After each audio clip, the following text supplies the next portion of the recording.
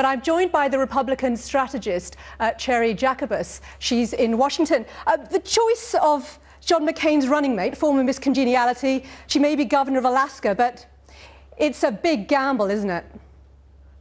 Well, it's always a gamble when you pick a new, fresh face, but I think that's the point of John McCain's entire candidacy. He's remaking the party kind of in his image. And John McCain has long been a Washington reformer, and that doesn't always sit well with Democrats and some of his own Republican colleagues. So I'm thrilled with this choice. The fact that it took a 72-year-old man to break the glass ceiling and break up the old boys network.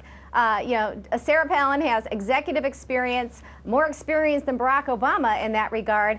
So this puts Obama in a unique position. He has a hard time talking about her experience. She's got real results as governor. This is a thrilling choice. This is an exciting choice. And I think that the polls are going to reflect that. I'm looking forward to heading into our Republican convention next week. Come on, I mean, you've got a few disgruntled Hillary voters who said they were going to vote for John McCain. This woman has no meaningful experience of any kind.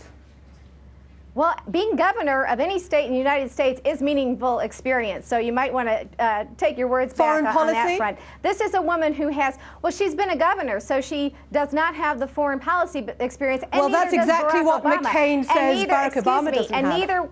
And Barack Obama does not have it, and he's at the top of the Democratic ticket. We're looking at the number 2, and if she's in the White House as vice president for any amount of time, she's going to be better prepared to be president than Barack Obama is now. That is the argument in this election. The other thing is, last night in Barack Obama's speech, which you are heralding as so wonderful, glad to see that you're so unbiased in the news media in Great Britain, but in his speech, he said that he was going to cut taxes for 95% of American people.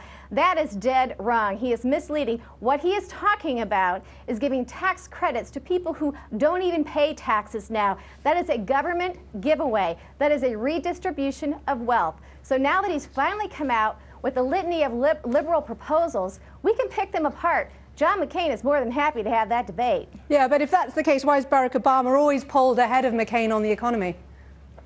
Well, you know what's interesting is when Barack Obama made his first big decision in this position, and that was announcing his choice for his vice presidential nominee in Joe Biden, his polls went down. He didn't get a bounce. John McCain got a bounce. So right now, quite frankly, Barack Obama should be far ahead in the polls, and he simply isn't.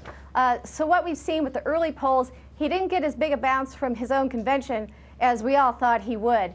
So given the amount of money that he has, the amount of positive media that he's getting from a U.S. media and international media that is clearly very biased in his favor, it is astonishing to most political observers that he isn't far ahead in the polls. Well, the trouble is, it does look as if you're trying to attack Obama for being too popular. Isn't the reality that McCain is on the defensive now? The attacks are getting quite specific, and that's the trouble. He's against that background.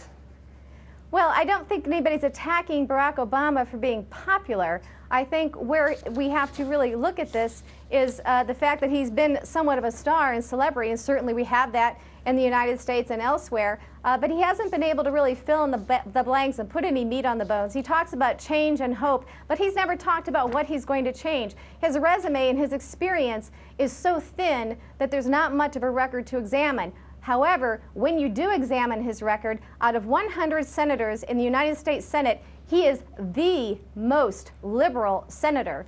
Joe Biden is the 3rd most liberal senator. That is something that's going to be discussed in this election. The American people are not that liberal. They might be sometimes left of center, sometimes right of center. So in John McCain and Sarah Palin, they have a reasonable choice. Fiscal conservatives, defense hawks, the people that are willing to stand up to their own party and put their country first. I think this is going to be an exciting race as a result of that. Sarah Jacobus in Washington, thank you very much for joining us.